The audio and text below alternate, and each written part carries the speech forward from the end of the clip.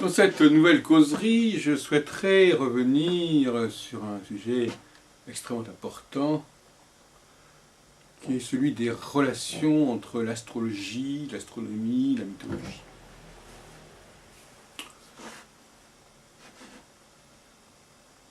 Donc c'est une causerie que je considère comme fondamentale, qui va, à mon avis, faire avancer la question.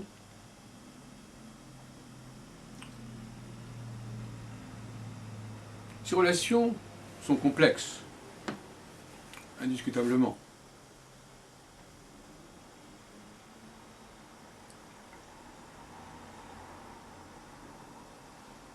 Mais qui contestera qu'une partie de l'astrologie recourt à des notions astronomiques virtuelles, certains diront fictives. Par exemple, le domicile des planètes ne correspond pas à une réalité astronomique, même si la distribution des planètes dans le système des doubles domiciles suit l'ordre astronomique. Mais il n'empêche que la présence des planètes en rapport avec les signes est une présence purement analogique.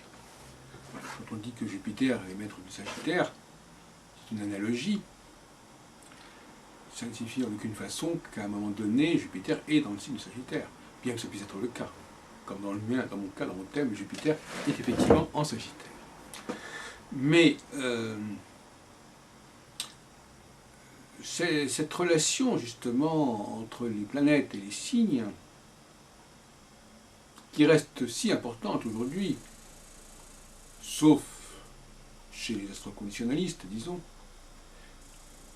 et encore il y a des dissidents qui les acceptent, cette relation est fondamentale, car elle pose la question de l'équivalence, en quelque sorte, des signes zodiacaux et non pas tant des planètes, mais des dieux, des divinités. Un des grands problèmes de l'astrologie, tel qu'il apparaît d'ailleurs dans les cours d'astrologie, et il y aurait beaucoup à dire sur ce qui se passe dans les cours d'astrologie, qui a une grande responsabilité quant au niveau de réflexion et de maîtrise du sujet par les astrologues, qui ont été formés depuis des décennies.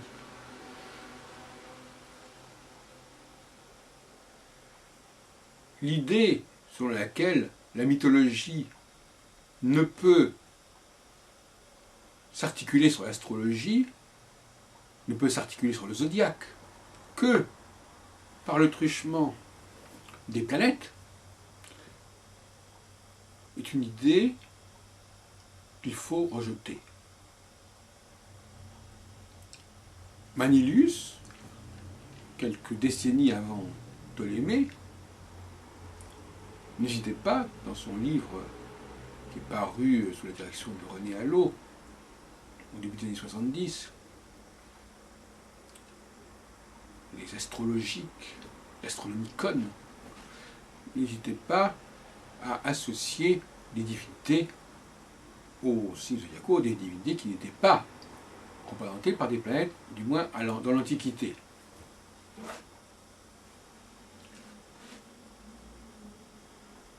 Il est donc nécessaire de se demander si l'astrologie a absolument besoin de passer par l'astronomie pour accéder à tout le système mythologique.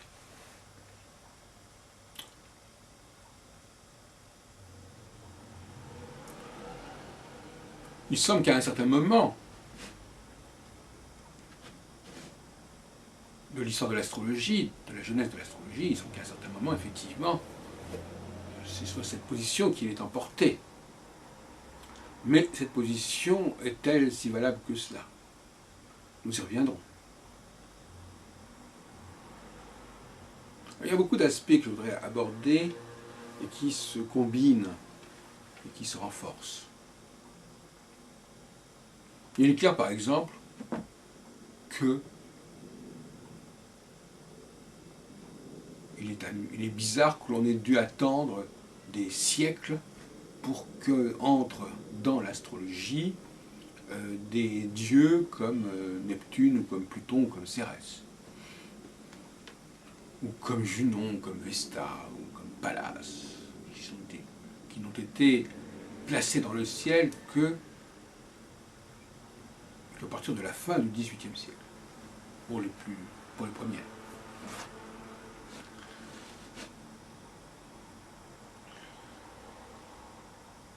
Alors, c'est assez grave, cette question est assez grave. On nous dira, oui, mais la théorie des domiciles a intégré ces nouvelles planètes. Oui, d'accord, et alors effectivement, aujourd'hui, le problème apparaît moins grave qu'autrefois, parce que on a récupéré des éléments mythologiques. Mais pour l'historien, ce qui compte, c'est quand même ce qui s'est passé dans l'Antiquité, à savoir qu'au IIe siècle de notre ère, quand Claude Ptolémée, de Pélouse, d'Alexandrie, publie les Tétrabiblos, eh bien, il propose un système qu'on appelle le système des doubles domiciles, qui d'ailleurs détonne par rapport au dispositif des exaltations. Et ce système des doubles domiciles supprime les trous, si on peut dire. Il n'y a plus de, voilà, il n'y a plus de signes zodiacaux qui ne sont pas associés à une planète. Mais moi, il me semble que ce dispositif est tardif. D'abord, il n'est pas attesté pour les exaltations, où effectivement les 7 planètes correspondent à des signes, mais où elles ne sont pas dédoublées. Et puis, ce système a surtout comme effet extrêmement regrettable de créer des relations entre le zodiaque et les planètes et les saisons qui ne tiennent pas debout. Parce que s'il n'y avait pas le système des doubles domiciles, on n'aurait pas Vénus à la fois en taureau et en balance. S'il n'y a pas le système de double domicile, on n'aurait pas à la fois Mars en scorpion et Mars en bélier, etc. Et il me paraît assez étrange que une planète puisse se retrouver en domicile dans 2 saisons opposées. Domicile, le printemps et l'automne. Alors c'est assez fâcheux même pour la pensée astrologique de ne pas savoir si Mars est plutôt une divinité ou une planète d'hiver, en tout cas d'automne, qu'une planète de printemps. Alors on nous dira oui, mais il y a le Mars ceci, le Mars cela. Mais enfin c'est quand même un peu embêtant. Et en 1976, donc il y a quand même 35 ans, quand j'ai publié ma première édition des Clés pour l'astrologie, j'ai proposé, bien entendu, de restituer un système où il n'y aurait que 7 signes en rapport avec les 7 planètes du septénaire, sur le modèle, en quelque sorte, des exaltations, les deux systèmes semblant constituer un couple, puisqu'il y a des similitudes structurelles entre les 2 systèmes, si ce n'est que l'un, l'exaltation est articulée ou commence avec l'axe des équinoxes, et que l'autre, celui du domicile, commence avec l'axe des solstices. Mais en face, il y a dans les 2 cas Saturne.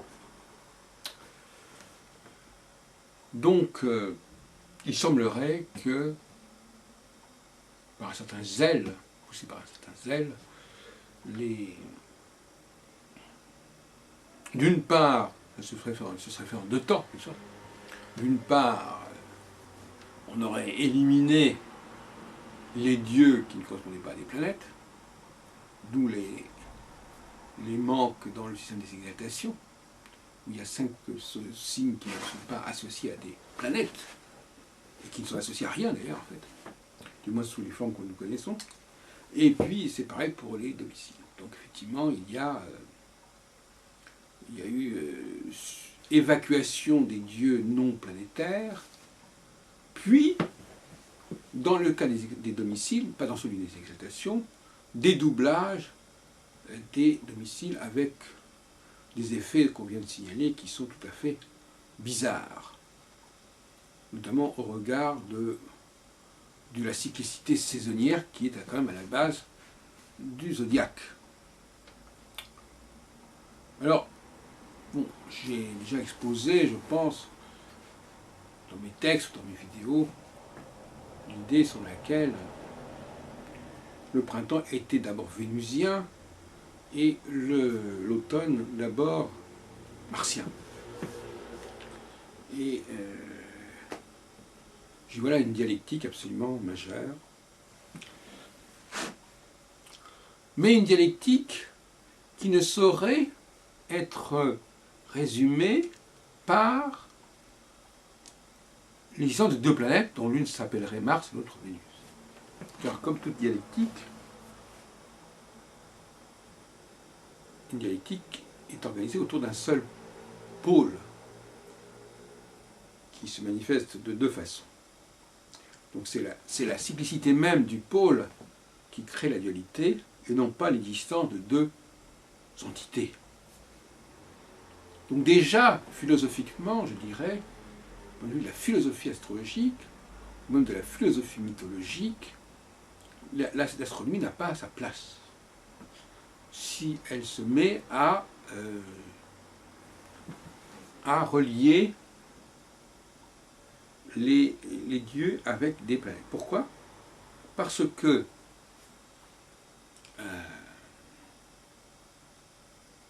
comme je viens de le dire,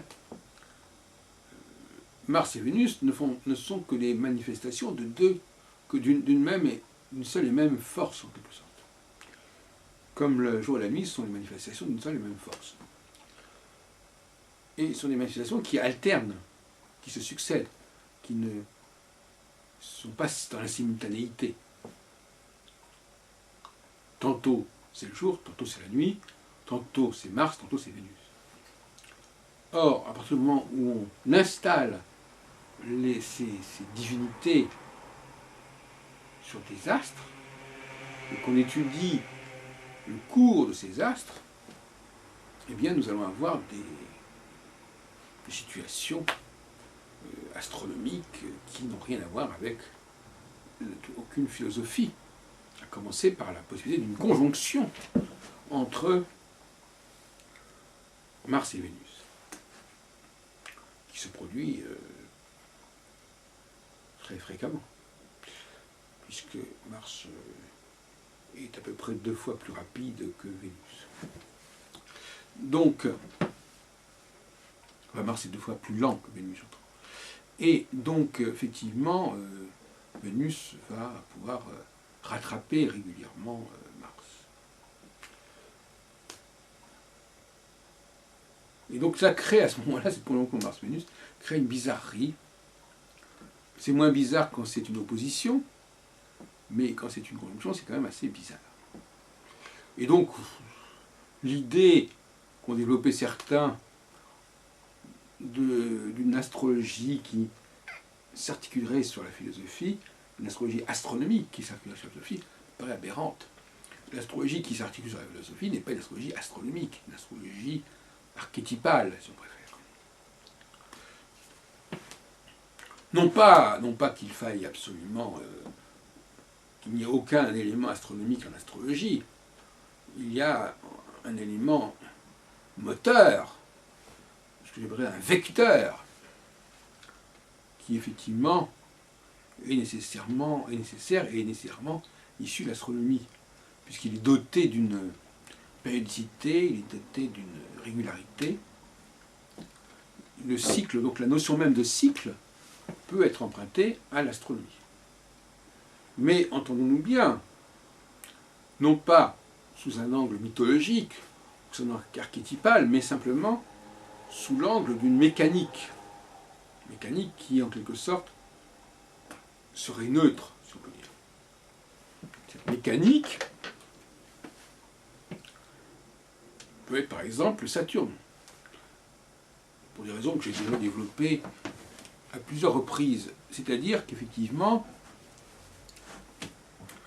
on fait tourner Saturne, enfin, on s'intéresse au cycle de Saturne, on voit, on découpe le cycle de Saturne, et l'on décrit les phases du cycle de Saturne au moyen, de façon matricielle, pas de façon analogique, pas d'après une réalité. Là encore, on n'est pas dans le domaine de la réalité. On découpe le cycle de Saturne, on le subdivise en reprenant les images des 12 mois solilunaires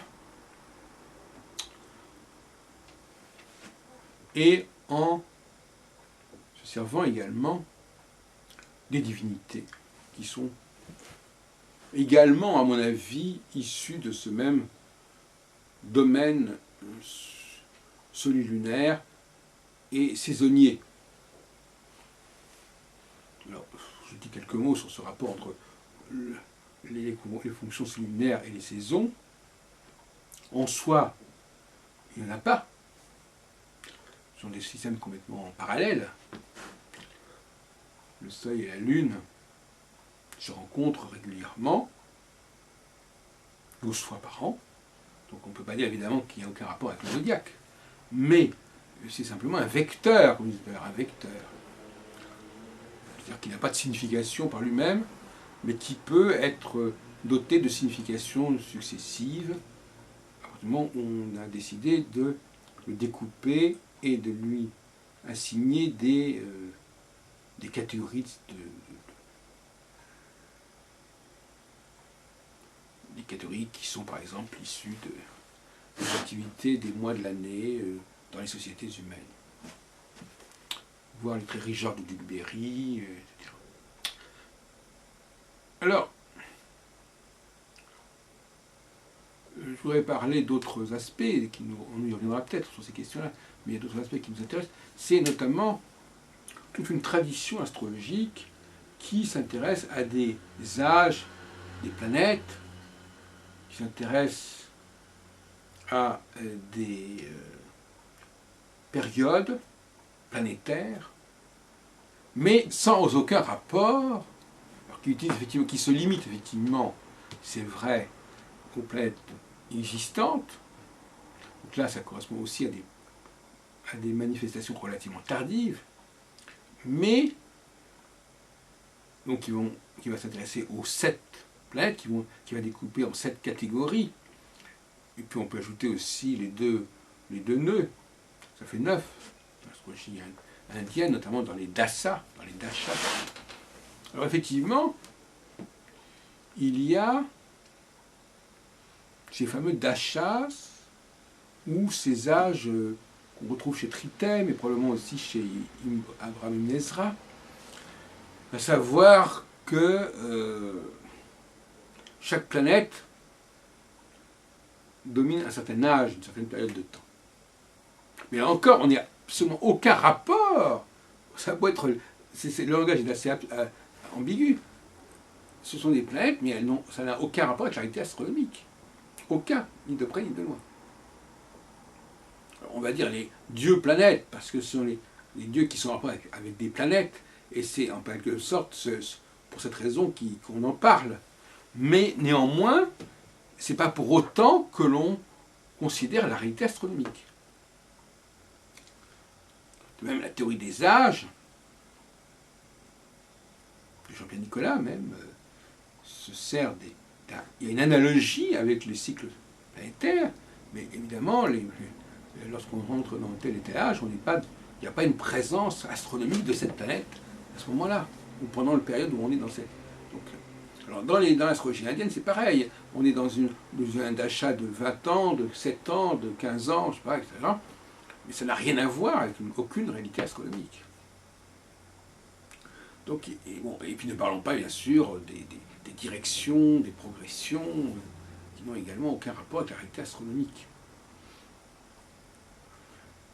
Donc il y a effectivement toute une partie de l'astrologie qui ne relève pas de l'astronomie, ou qui relève d'un bagage astronomique très, très basique.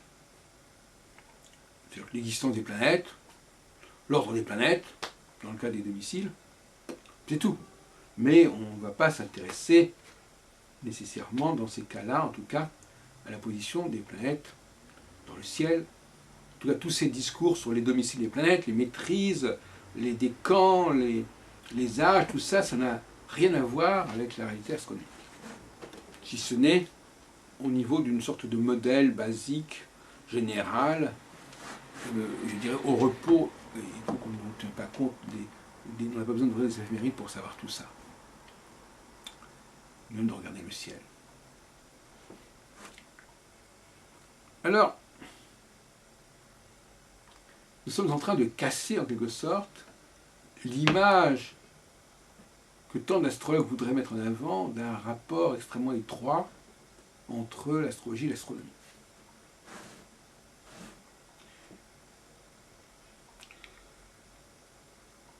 Et on a vu que ça impliquait aussi qu'on ne pouvait pas se relier à la mythologie sans passer par l'astronomie. Alors, je vais revenir un petit peu sur la notion de zodiaque, sur le zodiaque. En fait, le zodiaque, qu'est-ce que c'est le zodiaque? D'une part, je dirais que il ne nous a été conservé que dans de très mauvaises conditions, par les astronomes, plus que par les astrologues d'ailleurs. Et il est très corrompu, très confus, et tellement confus qu'on a du mal à le relier aux saisons, on a du mal à le relier aux thématiques des mois, tellement il est bizarre. Il est devenu bizarre parce qu'il a été recueilli en quelque sorte par les astronomes, ou si on préfère, il a été entretenu et il a été corrompu finalement. Ce qui fait que beaucoup d'astrologues seraient bien en peine de relier le zodiaque avec les saisons, les mois de l'année, les heures, dans les trésors de Jules Berry, dans toutes sortes d'almanachs, dans les cathédrales, etc. Donc, finalement, tout cela n'est pas très clair, n'est pas très clair. Mais pourquoi est-ce que le zodiaque a été élaboré? Selon moi, il a été élaboré justement pour se débarrasser de la Lune. C'est-à-dire qu'on n'a plus besoin de regarder où se trouve la Lune, on n'a plus besoin de regarder à quel moment la Lune rencontre le Soleil, puisque nous avons le zodiaque. Et donc il suffit que le Soleil passe sur tel et tel point du zodiaque pour, en l'occurrence, plutôt un zodiaque stellaire, n'est-ce pas, on a bien compris, un zodiaque sidéral. Il suffit qu'effectivement, que le Soleil passe sur ces points, sur ces astérismes, qui constituent les constellations, et bien à ce moment-là, le Soleil entre dans un signe, et ça correspond en quelque sorte, initialement, ça devait correspondre à une conjonction avec la Lune. Alors ensuite, le système s'est dégradé, mais au départ, le zodiaque, c'était ça, c'est-à-dire que c'était un moyen d'avoir le moins rapport possible avec la Lune, en fait. Et la Lune, qui était le facteur le plus rapide, celle qui rencontrait le Soleil, eh bien, les zéros se sont inversés, et c'est maintenant le Soleil qui va transiter les signes zodiacaux, et donc par la force des choses, qui va transiter la Lune. Ce qui est une aberration, puisque le Soleil est beaucoup plus lent que la Lune. Donc c'est plutôt le contraire. Donc il y a déjà un renversement qu'on retrouve d'ailleurs dans les genres des luminaires selon le pays. C'est pour ça que la Lune est parfois masculine, parfois féminine, etc. Et le Soleil aussi. Parce qu'il y a eu un changement de statut, puisque à partir du moment où on a créé le zodiaque, la Lune est devenue le zodiaque, d'où les 12 signes, et le Soleil, qui devait normalement être le repère par rapport à la Lune, c'est lui qui détermine en quelque sorte le changement de signe. Ce que nous entendons quand les gens vous disent de quel signe vous êtes, on dit le signe solaire, donc le signe où est passé le Soleil. En réalité, normalement c'est la Lune qui rencontre le Soleil. Donc c'est la Lune qui bouge plus que le Soleil.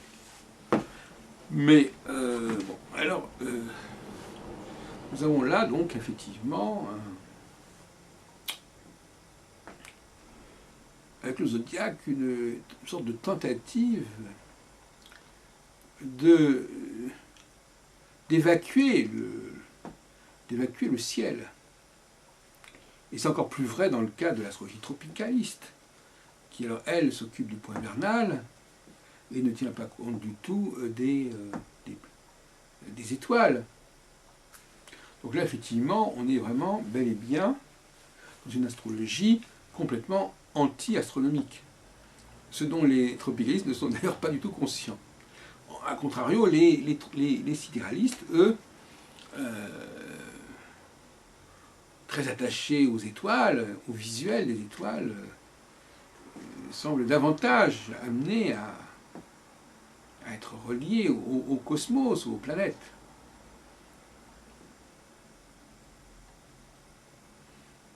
C'est un trait qui n'a peut-être pas été mis en évidence jusqu'à présent, à savoir que les tropicalistes sont plus, logiquement, seraient plus anti-astronomiques que les sidéralistes.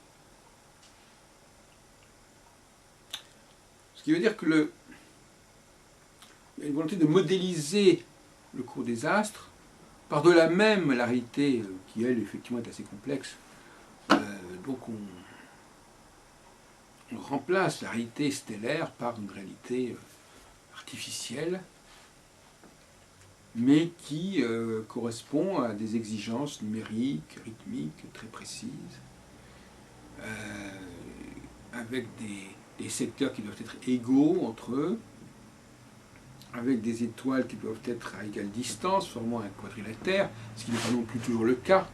Donc il y a une sorte de réarrangement, d'arrangement du cosmos au prisme, selon un prisme géométrique, mathématique, qui ne correspond pas à la réalité astronomique, qui ne coïncide pas avec cette réalité astronomique en tout cas.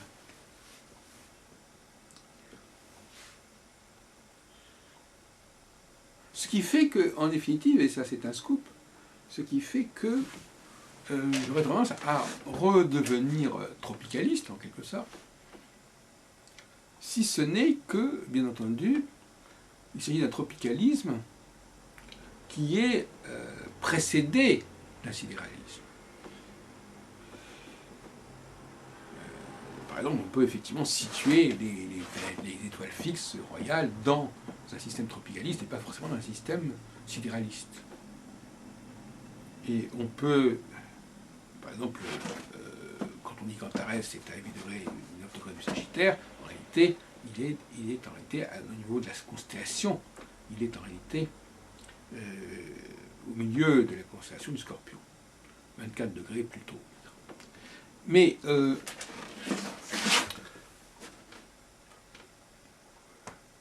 le problème, bon, qui fait que je reste un petit peu, disons, dans l'expectative sur ce point, c'est que, évidemment,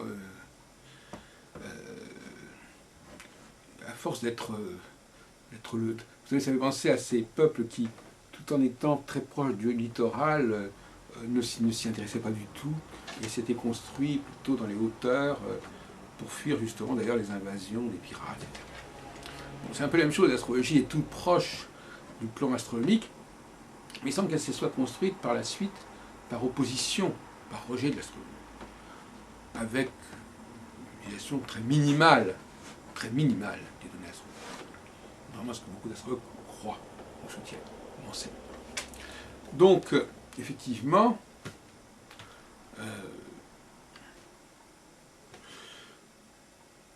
j'aurais tendance à abonder dans le sens des tropicalistes s'ils acceptaient l'idée d'une géométrisation extrêmement rigoureuse, d'une utilisation de l'astronomie extrêmement minimale, c'est-à-dire même à la limite ne pas s'intéresser à toutes les planètes,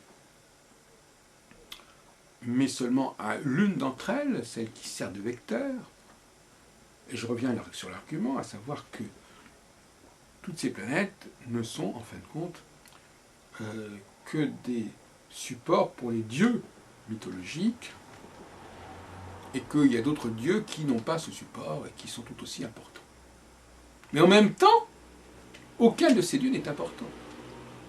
Je veux dire qu'aucun de ces dieux n'est important dans le sens où aucun de ces dieux n'a de réalité en soi. Il n'a de réalité que dans la cyclicité, que dans la série. Alors, donc je n'ai aucune difficulté éventuellement à associer dans le cycle de Saturne, par exemple, en disant qu'il y a une phase vénusienne, une phase martienne, une phase ceci, une phase cela. Ce n'est pas un problème, ça donne une tonalité à la phase,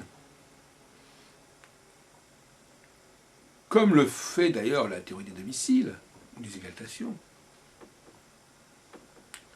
Et on n'a absolument pas besoin des planètes. Je rappelle entre parenthèses que les maîtres des décans, les maîtres des termes sont également sans rapport aucun avec les réalités astronomiques.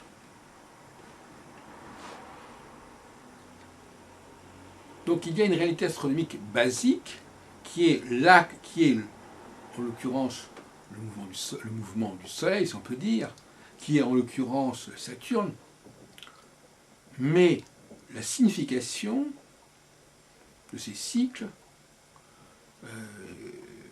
n'exige absolument pas qu'on utilise toutes les planètes, mais exige que l'on divise, que l'on subdivise le cycle de ce vecteur planétaire en un certain nombre de secteurs.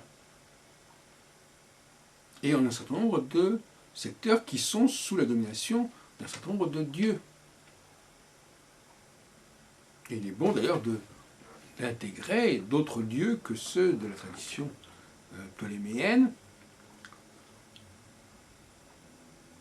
étant entendu que de toute façon tout ça n'a pas une énorme importance et que nous ne sommes plus au niveau des planètes et que les anciens pouvaient très bien se servir de Pluton ou de Neptune comme archétype sans avoir besoin de les relier avec des planètes ou des astres. Alors,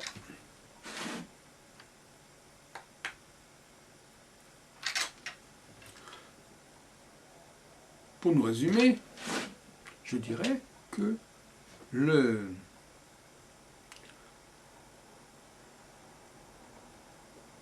l'astrologie n'a pas besoin d'autre chose au regard de l'astronomie que d'un vecteur, que d'une planète ayant une certaine durée, dont on peut diviser en un certain nombre de secteurs le processus cyclique, secteurs qui sont désignés à la fois en tant que signe et à la fois en tant que dieu.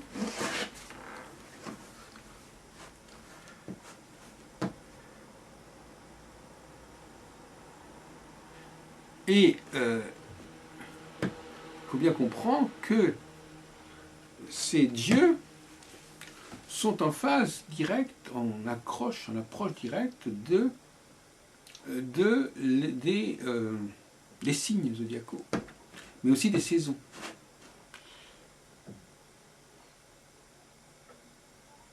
Comme je disais au début de cet entretien, de cette causerie, Saturne est une planète véritablement. Par contre, ce que j'appelle moi Mars, c'est simplement un concept, c'est un archétype.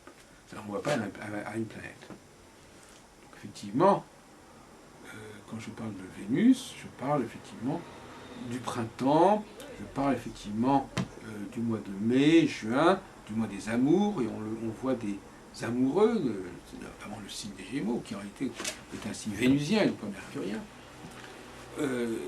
On voit d'ailleurs dans la tradition les Gémeaux représentés comme un couple, pas simplement comme des jumeaux. Bon. Et le mois des amours, dans les traits régionaux du Berry, par exemple, c'est un homme et une femme, je crois qu'ils sont sur le même cheval, etc. Ils sont fiancés. Et en fin de compte, ça correspond aux Gémeaux. Donc là, il y aurait des corrections à faire, effectivement. Et en face, il y a le mois martien, qui est un mois, encore une fois, nous ne nous intéressons pas à la question des planètes, qui est le moment de la mort.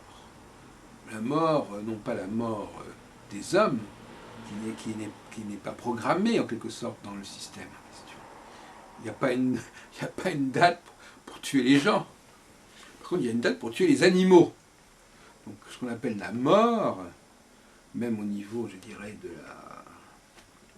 des maisons astrologiques, même au niveau du tarot, normalement c'est la mort, c'est l'abattage, c'est l'abattoir, c'est la mort des bêtes.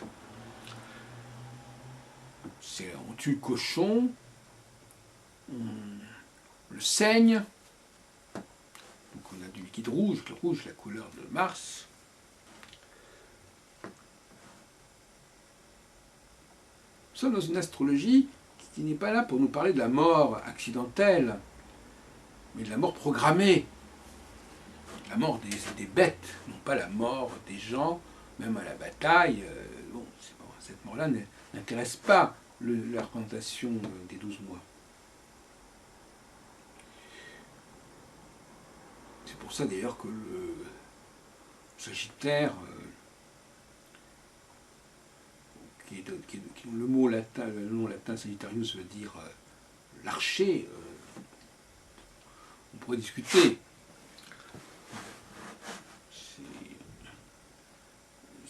Il y a par exemple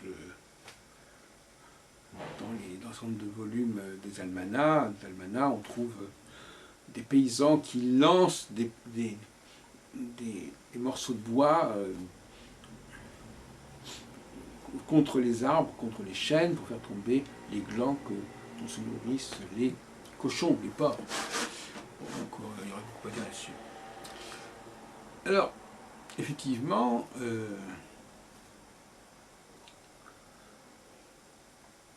nous avons cet axe Mars-Vénus qui me paraît très très important. Dans le cadre de des sociétés humaines, mariage des amoureux, pour le citer, pour parler comme dans le tarot, et puis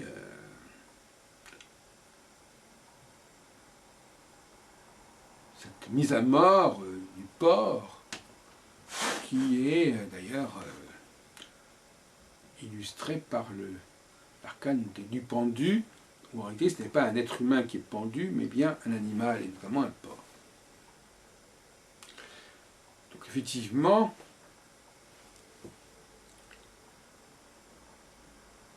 ces valeurs martiennes et vénusiennes, sans aucun rapport avec les planètes, encore une fois, bien qu'effectivement Vénus soit plutôt une planète bleue et Mars une planète rouge, encore que Vénus bleue, c'est pas évident, c'est plutôt la Terre qui est une planète bleue, vraiment peu importe, ici, mais nous avons là une polarité majeure qu'on pourrait évidemment, auquel on pourrait ajouter d'autres divinités, si on veut, masculine et féminine, parce qu'en l'occurrence, Vénus est féminin et Mars est masculin, il ne faudrait quand même pas l'oublier.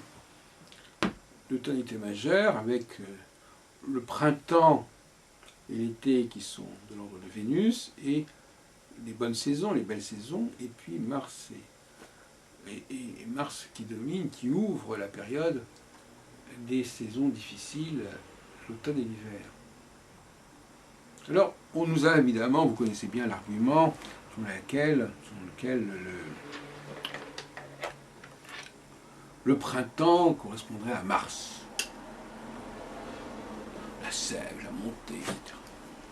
Alors moi je me porte totalement en faux pour cette idée, même si effectivement, pour se constater que le mois de mars se trouve au printemps, mais ça c'est un autre problème, ça correspond à des états probablement plutôt dégénérés du système. Mais en fait, là je voudrais revenir sur cette complexité de la dialectique Mars-Vénus qui n'est pas simple du tout.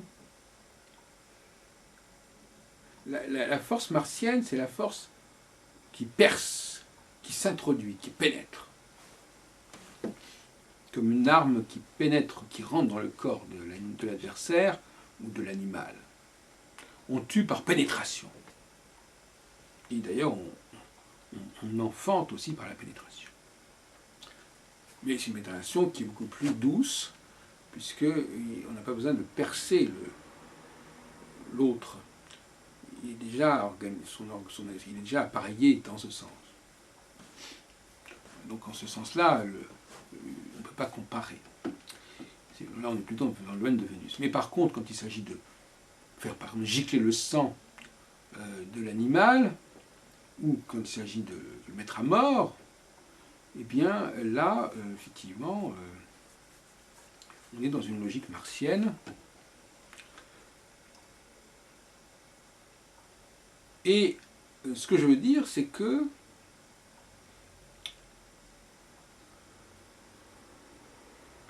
on retrouve cette dualité, Vénus qui habille les choses, qui maquille les choses, les gens, qui évacue les aspérités, qui évacue même les différences, de certaine manière, face à Mars, qui lui, au lieu de se disperser en assumant la diversité du monde, va plutôt s'intéresser à la diversité des étapes successives d'un processus relativement limité. Et par exemple le cochon, on tue le cochon et puis il y a toutes sortes de produits qui dérivent du porc.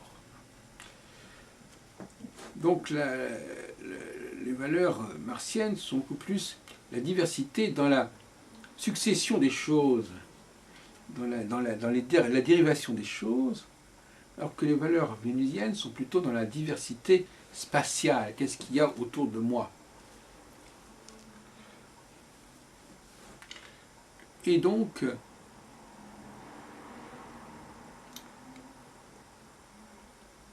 cela recoupe, je n'ai pas le temps de le faire ici, mais ça recoupe effectivement mes travaux sur les phases rouges martiennes, donc les phases bleues vénusiennes.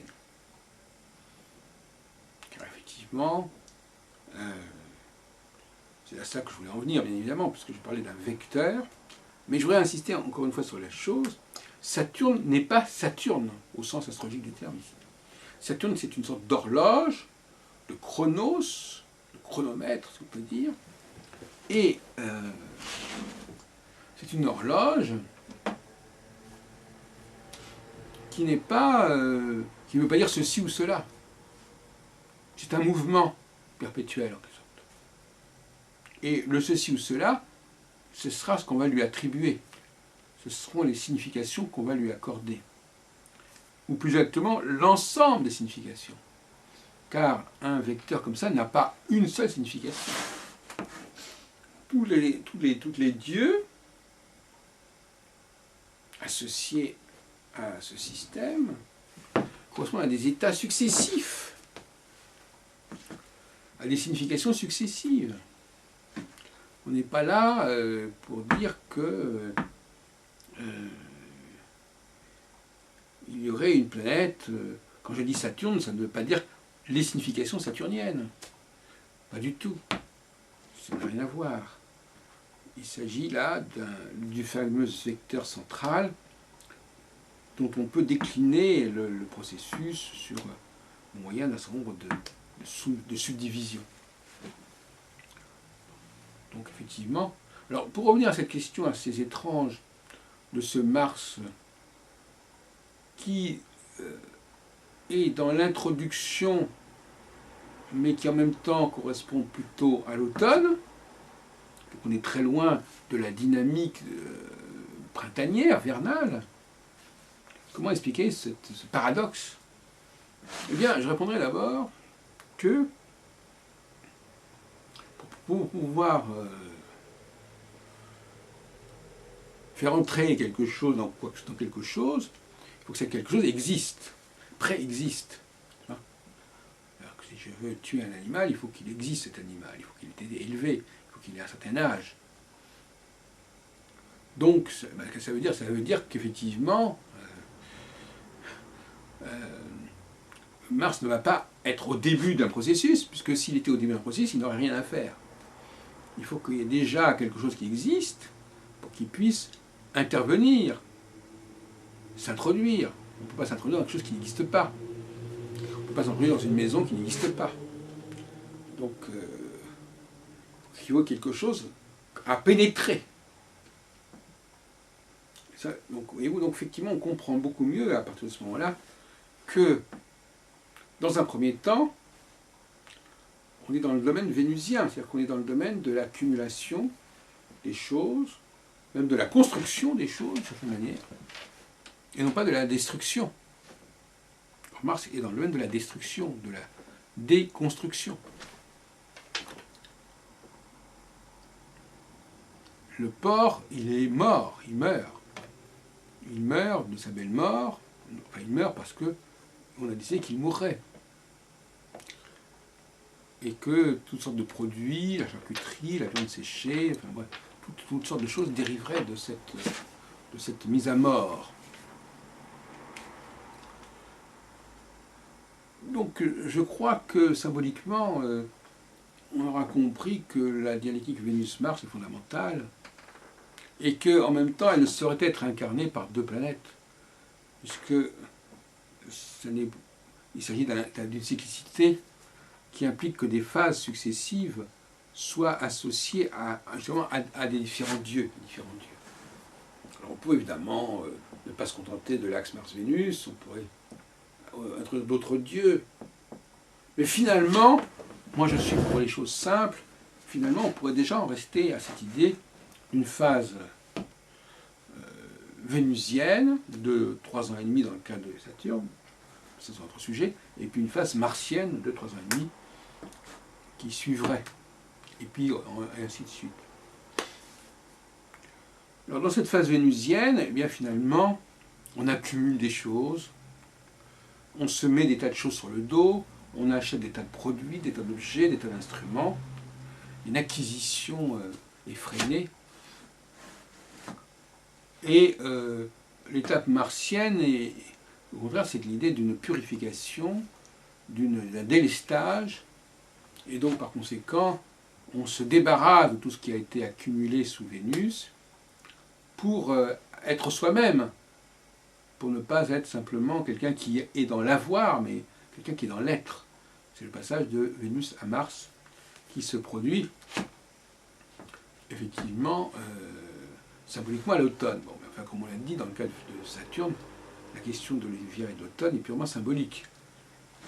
Donc il n'y a aucune raison de se polariser là-dessus, si ce n'est qu'effectivement,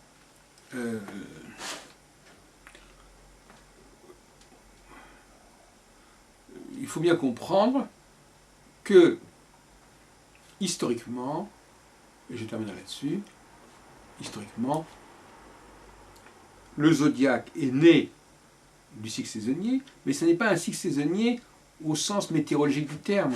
C'est un cycle saisonnier au niveau des activités humaines telles qu'elles s'inscrivent dans les 12 mois. Et c'est pas par hasard qu'il y a plusieurs signes humains dans le zodiaque. Les Gémeaux, la Vierge, des instruments comme la Balance, comme le Sagittaire, comme l'Arc. La différence d'ailleurs du zodiaque chinois.